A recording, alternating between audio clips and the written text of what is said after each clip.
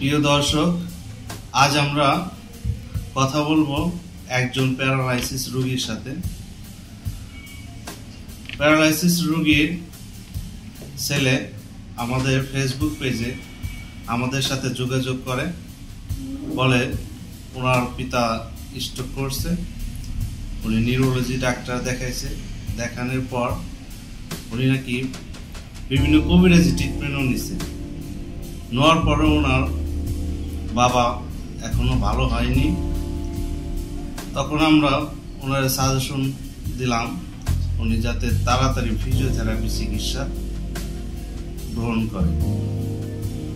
ওনাদের বাড়ি বগুড়া আর ওনার ছেলে থাকে এই জামগড়াতে।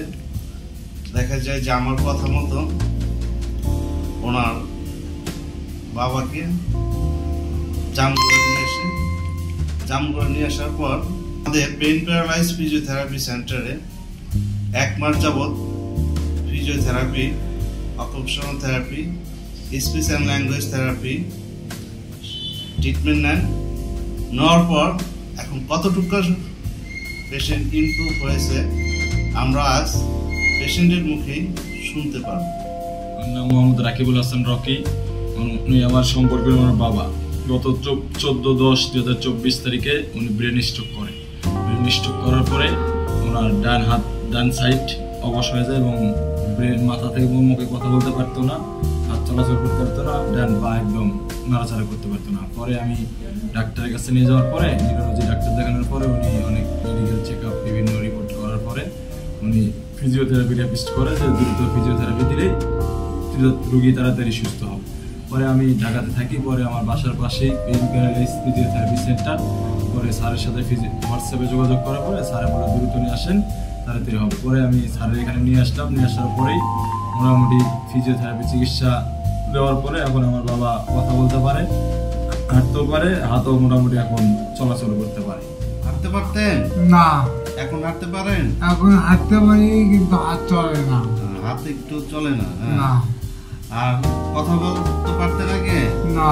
এখন কথা বলতে পারেন না? হ্যাঁ। আর মোটামুটি এখন হাতটা ঠিক গেলে মোটামুটি চলতে পারবে।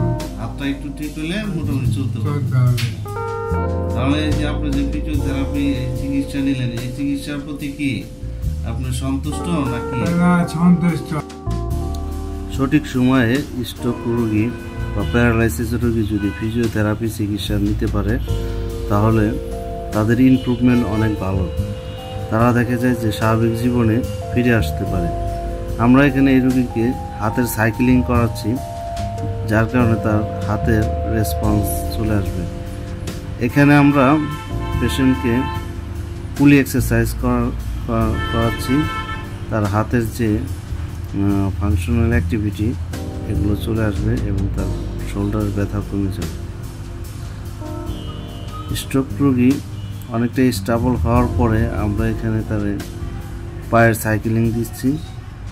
এখানে তার পায়ের মাসলগুলো ফিরে আসবে এবং তার পায়ের যে মুভমেন্টগুলো তার স্বাভাবিক পর্যায়ে চলে আসবে। ফিজিওথেরাপি দেওয়ার পর পেশেন্ট এখন অনেকটাই স্টেবল, সে নিজে নিজে একা একা হাঁটতে পারে। উনি যখন আমাদের কাছে আসে, ওনার 2 ছেলে ওনার কোলে করে আমাদের কাছে নিয়ে আসে। হাঁটতে পারতো না, হাত পা নাড়াচাড়া করতে পারতো না, এখন অনেকটাই ভালো। স্ট্রোক বা প্যারালাইসিস রোগী যদি সঠিক সময়ে ফিজিওথেরাপি চিকিৎসা নিতে পারে তাহলে পেশেন্টকে সম্পূর্ণভাবে সুস্থ করা সম্ভব।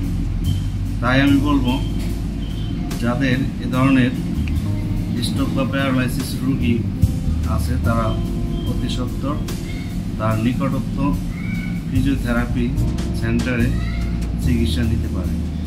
এছাড়া আমরা বিভিন্ন ধরনের ব্যথার জন্য ফিজিওথেরাপি চিকিৎসা দিয়ে থাকি। যাদের দীর্ঘদিনের কোমর ব্যথা, হাঁটু ব্যথা, বিভিন্ন জয়েন্টে ব্যথা, কাঁধ ব্যথা, এ সমস্ত রোগের আমরা সঠিকভাবে ফিজিওথেরাপি চিকিৎসা দিয়ে সম্পূর্ণভাবে সুস্থ করে দিতে পারি।